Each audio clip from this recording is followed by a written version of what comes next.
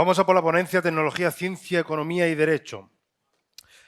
María José Romero, catedrática de Derecho del Trabajo y Seguridad Social, directora del Departamento de Derecho del Trabajo y Social de la Universidad de Castilla-La Mancha, magistrada suplente en el Tribunal Superior de Justicia de Castilla-La Mancha, directora de numerosos títulos propios en el ámbito del derecho, trabajo, de la seguridad social, codirectora del Máster de Empleo, Relaciones Públicas Laborales, Diálogo Social en Europa, Universidad de Castilla-La Mancha, participante en numerosos congresos nacionales e internacionales, investigadora en numerosos proyectos de investigación.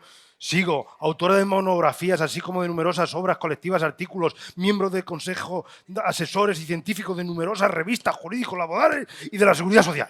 Ahí es nada. ¿Sí o no? Por favor, María José Romero. ¿Estás, no? Por favor, María José, pero como tantas cosas, te ha dado tiempo.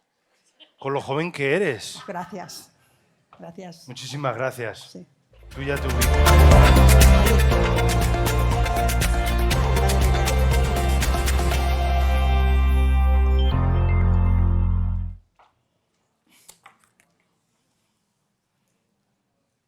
¿Es María Emilia? Sí, sí.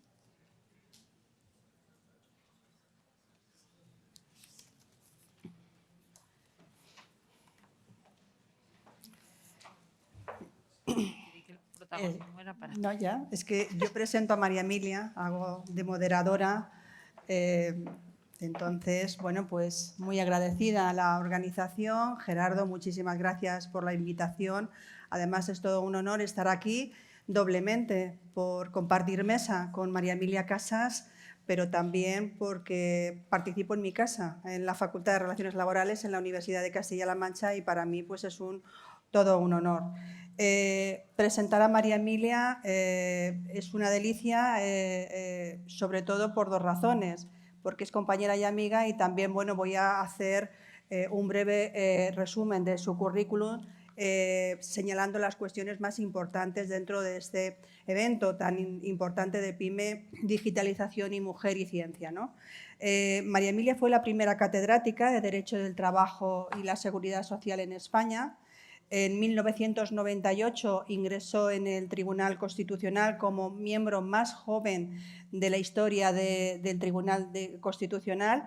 En 2004 se convirtió en la primera mujer que presidió el Tribunal Constitucional de España hasta el 2010, y durante su presidencia pues quiero destacar que consolidó una doctrina jurisprudencial importantísima en tutela antidiscriminatoria por razón de género, y sin duda reforzó la protección de tantas y tantas mujeres trabajadoras que hoy, gracias a sus sentencias, pues han visto una protección más reforzada desde la perspectiva de la legislación y de la perspectiva de los derechos fundamentales. Destaca, desde luego, colaboración en instituciones vinculadas a la protección de los derechos humanos.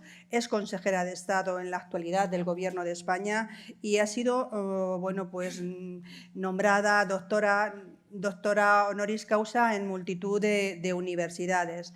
Es la presidenta de la Asociación Española de Derecho del Trabajo, y bueno, pues agradecerle, ¿no?, también su participación hoy aquí y hablar de un tema donde, bueno, pues es pionero, una reciente investigación que ha impulsado como directora en la Fundación Ramón Areces sobre Derecho y Tecnología, y su intervención pues va muy orientada, ¿no?, a lo que se ha hablado esta mañana de la digitalización, de la tecnología, pero también va a hablar de ciencia, economía y derecho. Muchísimas gracias, María Emilia. Pues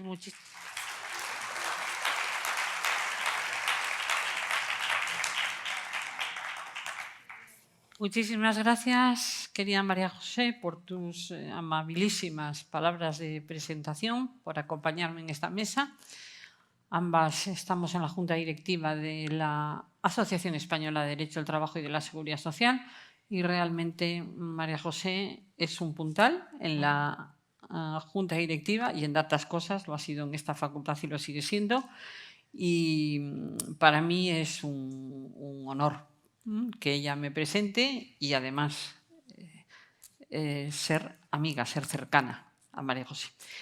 Agradezco a Gerardo, al SEPE, a Fundae, pues que hayan tenido la consideración de invitarme a participar en este evento, que me parece de una gran importancia, y por lo que he escuchado en la última intervención, muy interesante y que marca un camino que tendremos que transitar sí o sí, que es el camino de la formación permanente. Creo que esto es una realidad y en esa formación permanente entrarán todos los conocimientos y, desde luego, indudablemente, las competencias digitales. Yo voy a situar el tema de la ciencia y tecnología, o de la tecnociencia, su relación con la economía y con el derecho, y explicar cómo estamos donde estamos, ¿no? Y qué tiene que hacer el derecho en esta realidad. Empezando por señalar que la tecnología es tan antigua como la humanidad y su historia ha estado acompañada siempre de avances tecnológicos. La ciencia ha movido el desarrollo tecnológico y ha movido el mundo. Es decir, sin las tecnologías innovadoras del siglo XVII y XVIII no se hubiera producido la revolución industrial, y la revolución industrial cambió el mundo.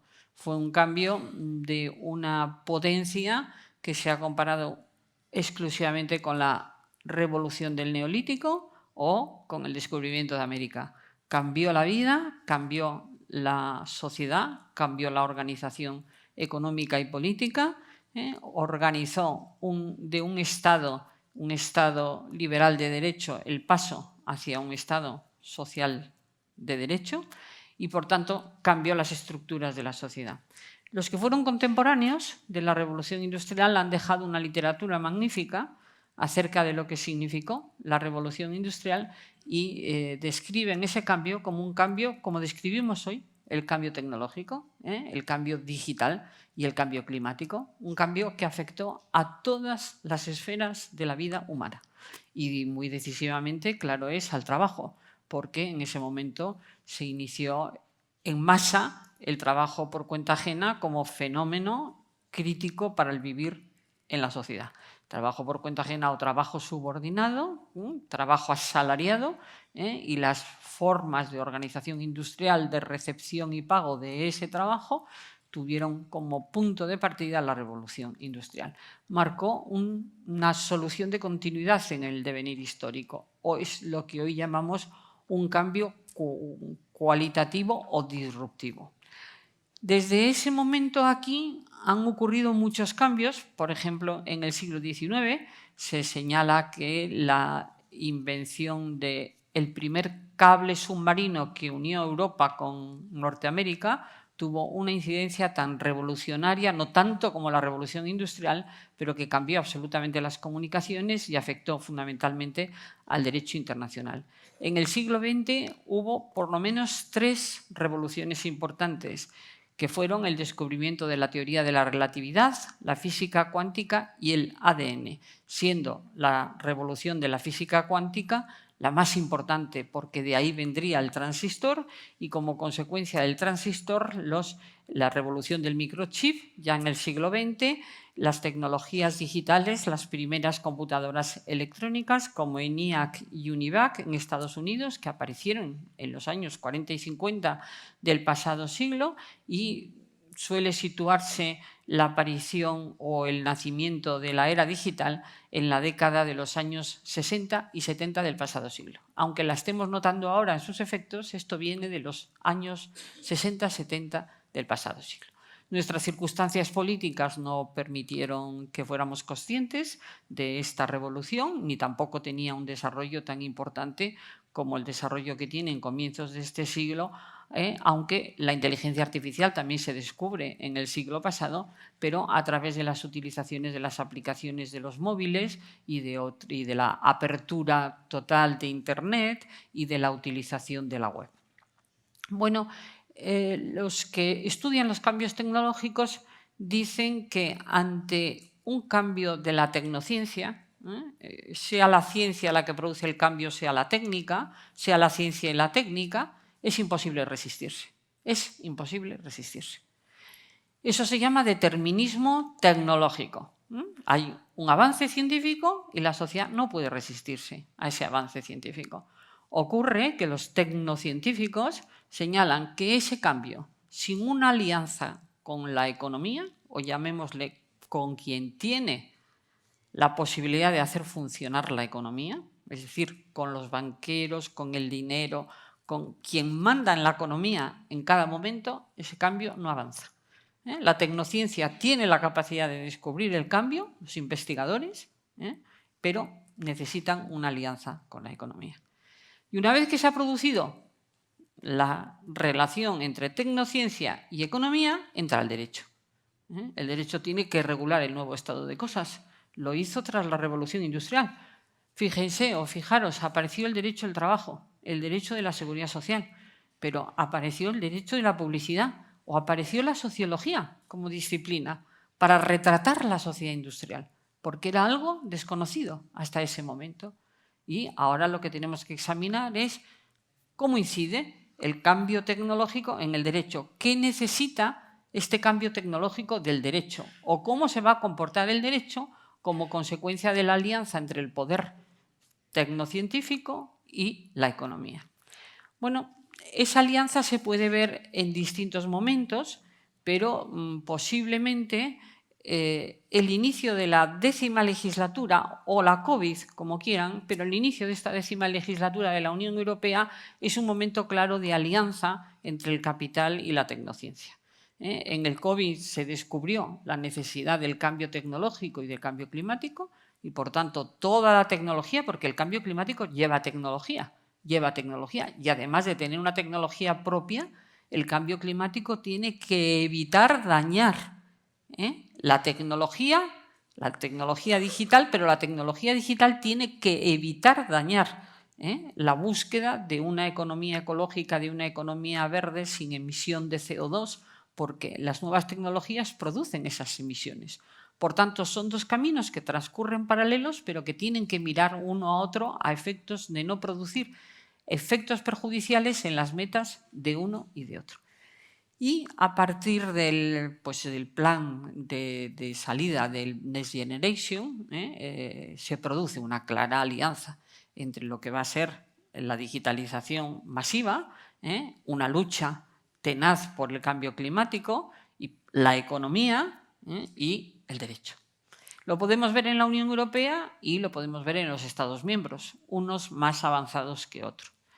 En la 10ª legislatura, precedida por los informes Letta y Draghi, se establece cuáles son las prioridades de la Unión Europea.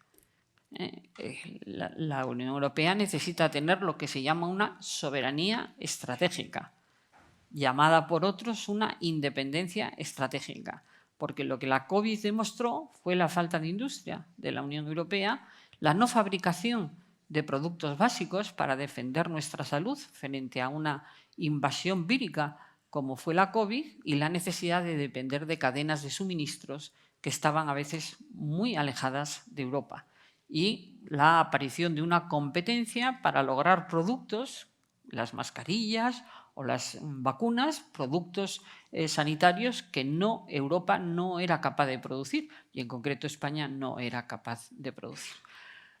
Para muchos la COVID fue la finalización del neoliberalismo, como sabemos, ¿no? Porque los estados volvieron imbuidos de poder para tomar decisiones de control del mercado.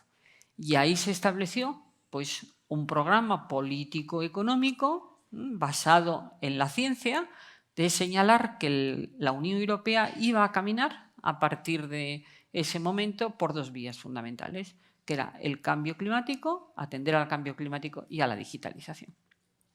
En el inicio de la 10ª legislatura, o previo al inicio de la 10ª, que es la actual, se publica en abril el informe Letta a solicitud del gobierno español y del gobierno belga, y en septiembre el informe Draghi a solicitud de la Comisión Europea. Y ambos son distintos, pero tienen conclusiones coincidentes, y la conclusión que me interesa señalarles aquí como conclusión coincidente es la necesidad para que Europa sea competitiva y productiva, porque nos hemos quedado rezagados frente a China y frente a Estados Unidos, es la asunción total de la digitalización. Ese va a ser nuestro mundo actual y nuestro futuro. Y además, Draghi señala especialmente que Europa no supo sumarse a la primera revolución tecnológica, a la que significó Internet.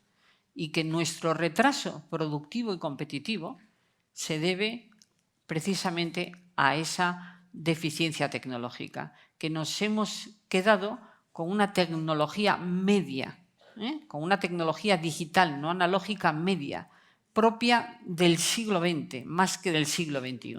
Y que ese retraso, tanto en tecnologías limpias como en digitales, como en inteligencia artificial y otras, es el que produce nuestra falta de competitividad y productividad frente a China, que es número 1 en tecnologías limpias, y frente a Estados Unidos. ¿Cuál es la consecuencia de esto? Pues algo que pone realmente los pelos de punta desde una posición de democracia constitucional o de, como quieran llamarlo, de Estado social, que si no somos capaces de producir más y mejor y de competir en esos mercados, nos jugaremos nuestro modelo social.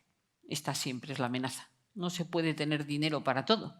La tecnociencia nos dice que tenemos que ir por aquí, se establece la alianza con la economía manda esto para ser competitiva. Estamos en un mundo en que Europa no es nada, si no tiene esa capacidad de digitalización total, de digitalización profunda, sobre todo en la segunda fase de inteligencia artificial y las tecnologías que vengan, y en consecuencia, si esto no es posible, no tendremos capacidad de soportar los estados de bienestar. Nuestro modelo de estado de bienestar dependerá de esta alianza entre la tecnología y la economía. Con matices, evidentemente con matices, pero dándole un papel determinado al derecho. En esta situación, que vuelve a ser una situación compleja. Vuelve a ser una situación compleja.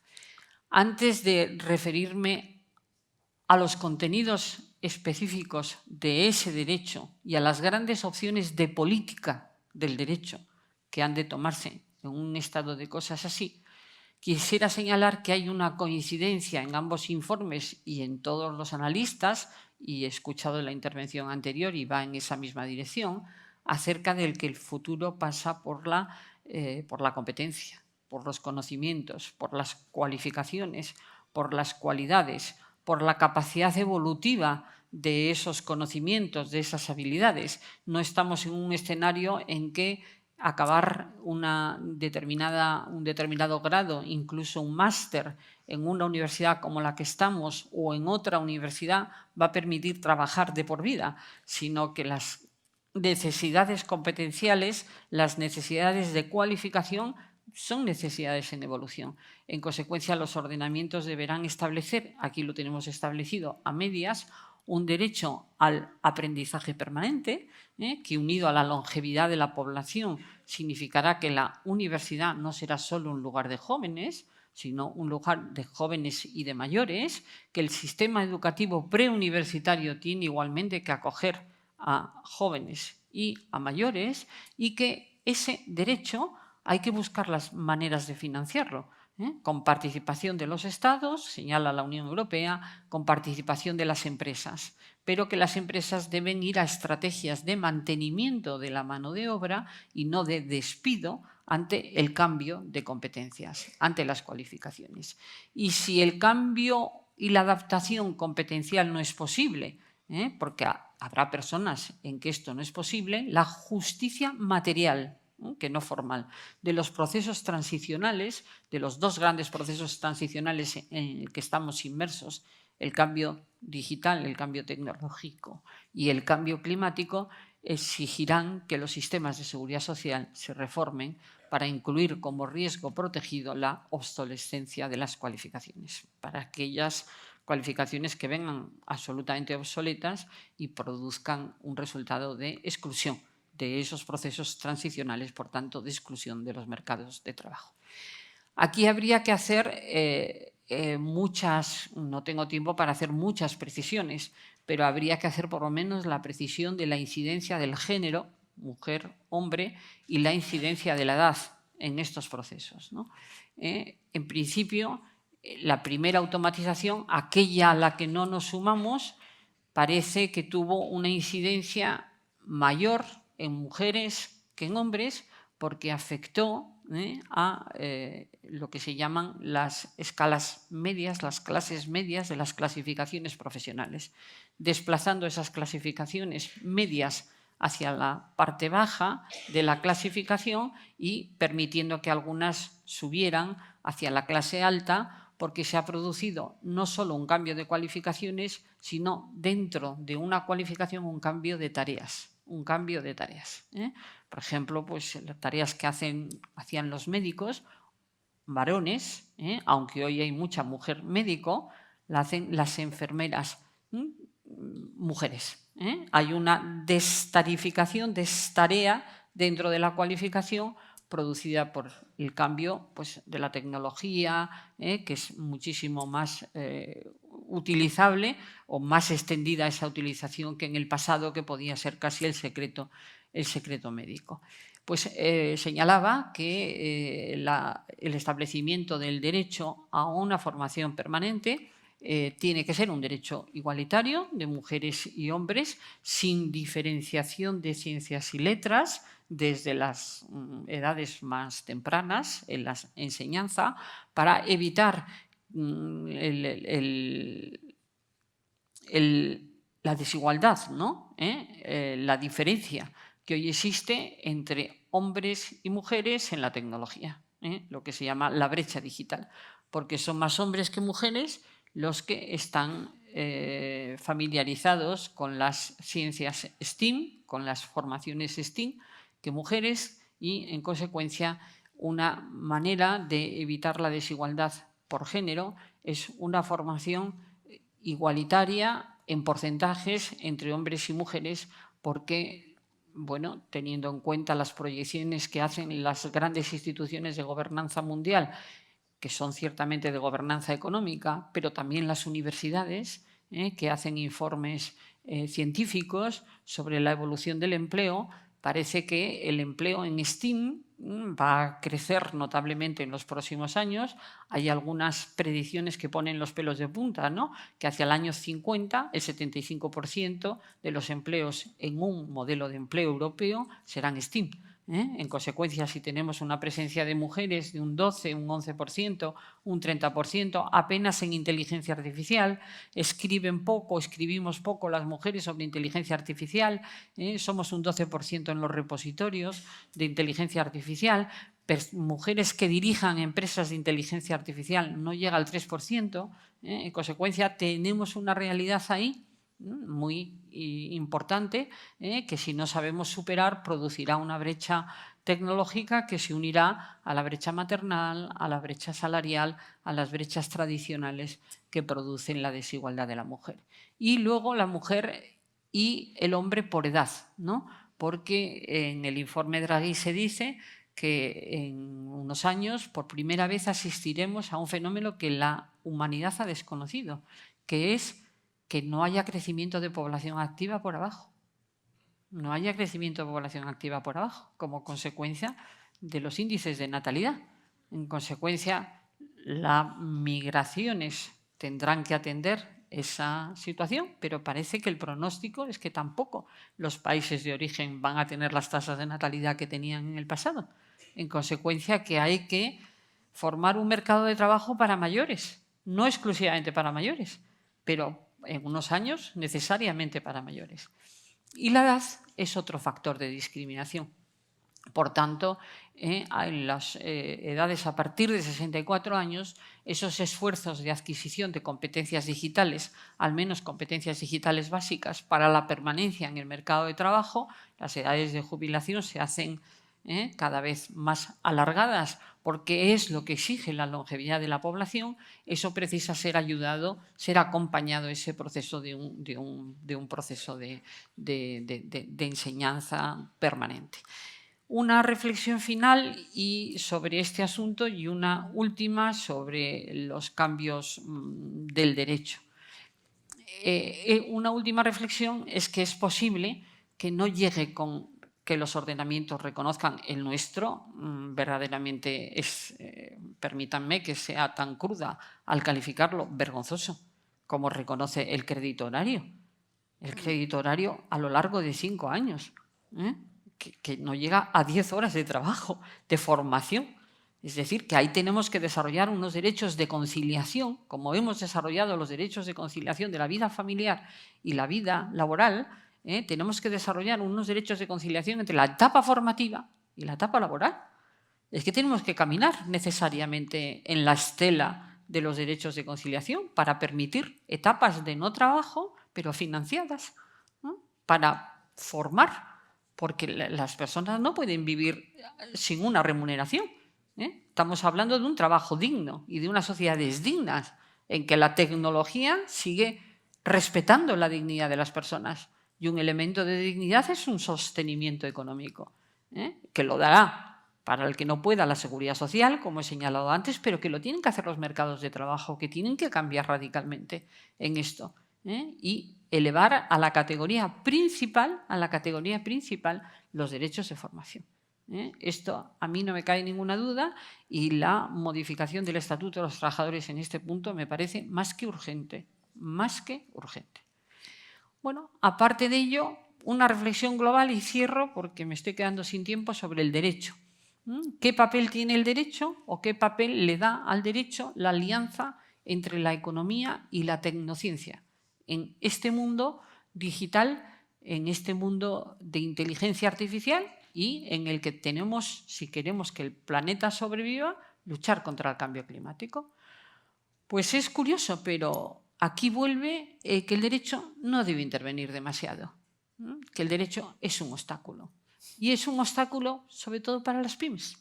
Para las pymes. Y me interesa hacer esta reflexión en este marco, en este ámbito donde se está reflexionando sobre las pymes. Leta dice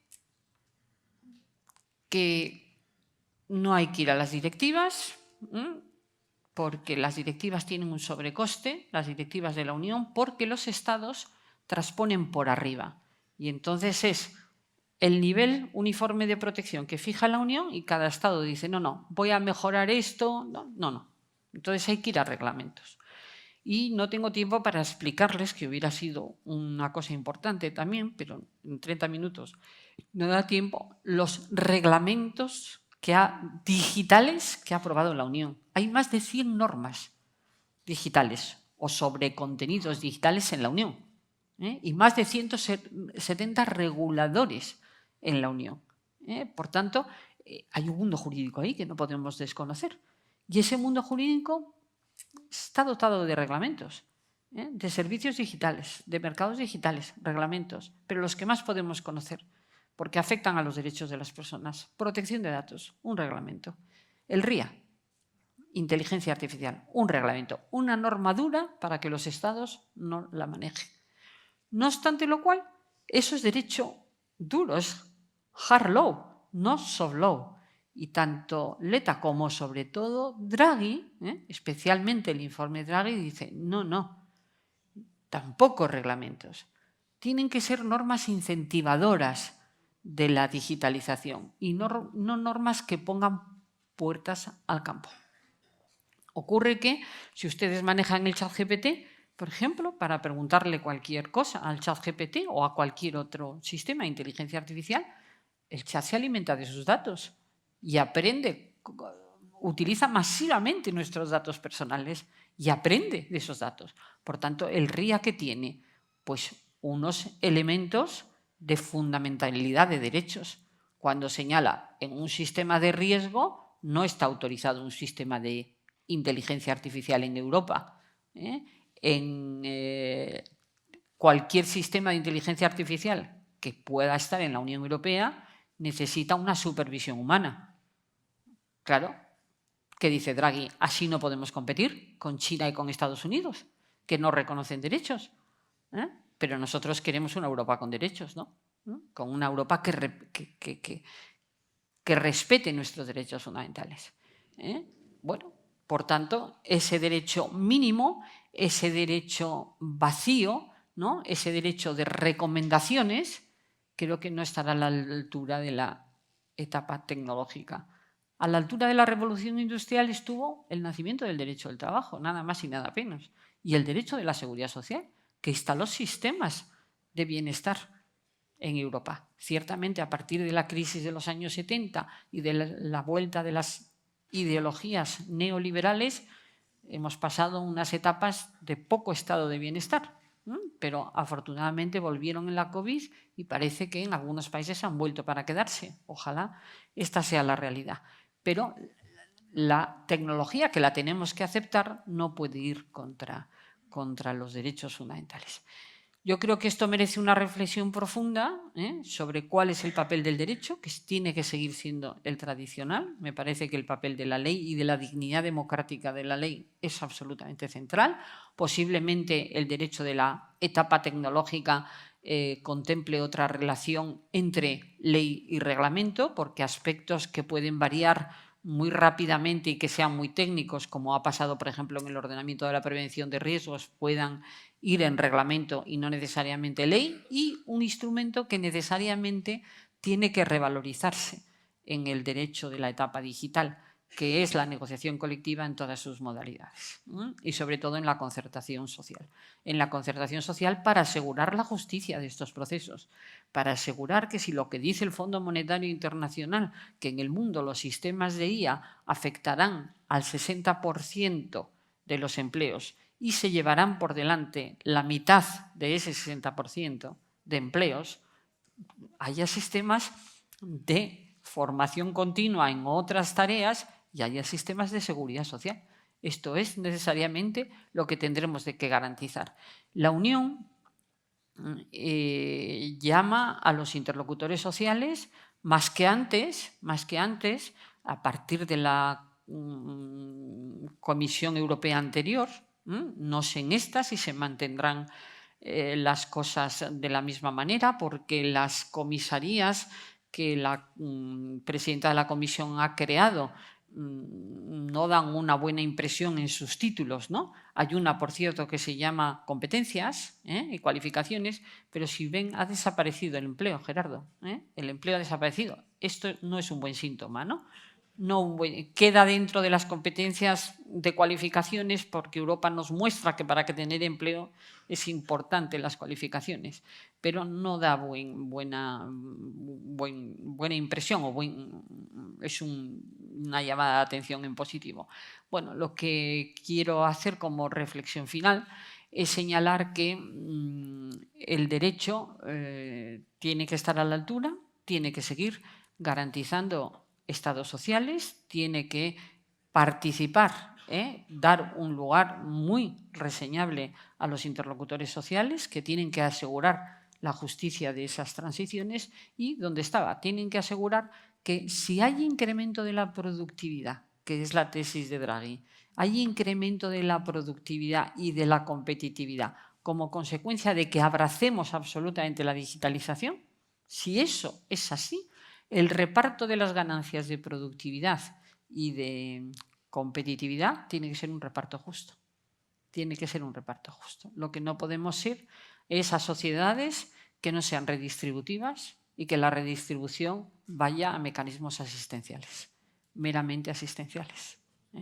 Creo que esto es una reflexión absolutamente central, que España y Europa nos estamos asomando a este mundo digital y que tenemos que poner las piezas del sistema jurídico, hecha la alianza entre la economía y la tecnociencia. Esto va a seguir adelante, no va a cambiar nada por el determinismo tecnológico, porque descubierto un invento científico o técnico, esto se expande en la medida que alguien lo compra, y desde luego la economía está dispuesta a seguir adelante, porque además tiene que hacerlo, porque el proyecto Draghi es un proyecto de reindustrialización de Europa.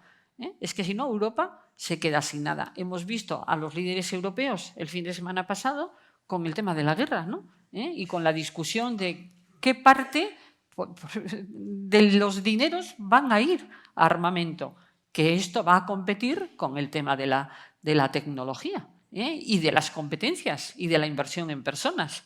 Va a competir, porque Draghi propone 800.000 millones de euros por año de inversión pública o privada para sostener este sistema. A ver si somos capaces de tenerlo para sostener este sistema. Última reflexión.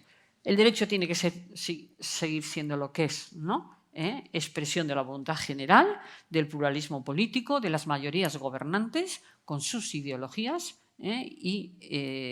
¿hay reforma de la Constitución? ¿Tenemos que reformar la Constitución por causa tecnológica? Yo creo que la tenemos que reformar, no necesariamente por causa tecnológica, porque una Constitución que va a cumplir 50 años tiene que ser reformada y porque creo que hay un consenso doctrinal o técnico bastante importante acerca de en qué tiene que ser reformada. Posiblemente no en todo, pero que hay elementos de consenso que permitirían la reforma. Lo que pasa es que sabemos que en términos políticos es absolutamente imposible.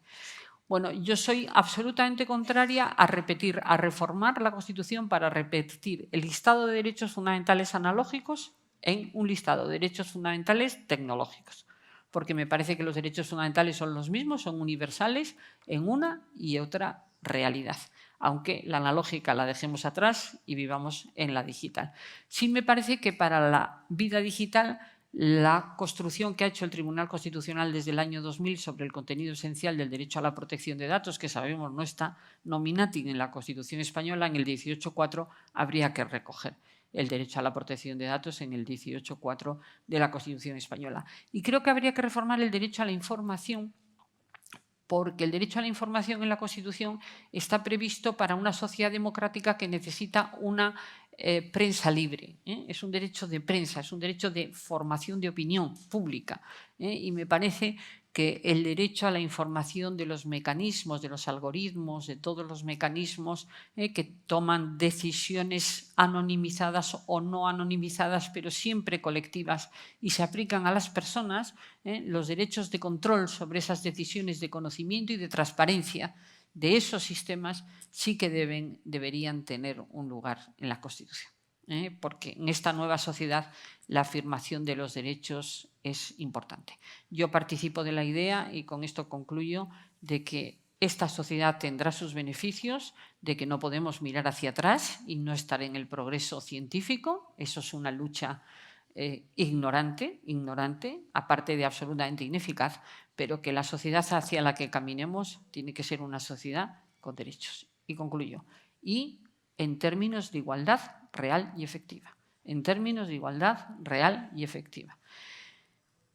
Yo creo que sea la última ley orgánica del verano de 2004, es un paso de 2024, perdón, es un paso muy importante en la composición paritaria de órganos políticos y en general de los órganos. Pero la igualdad tiene que descender de arriba abajo, llegar a todos los ámbitos y hacer los poderes públicos un uso del 9.2 que tenga capacidad de superar la igualdad formal. No basta con decir aquí hay un programa que puede ser utilizado para mujeres y hombres o por mujeres y hombres, sino que ese programa tiene que tener en cuenta la diferente situación de las mujeres, de los hombres y de las edades, que es un factor de discriminación importante. Pues buena etapa tecnológica y muchas gracias.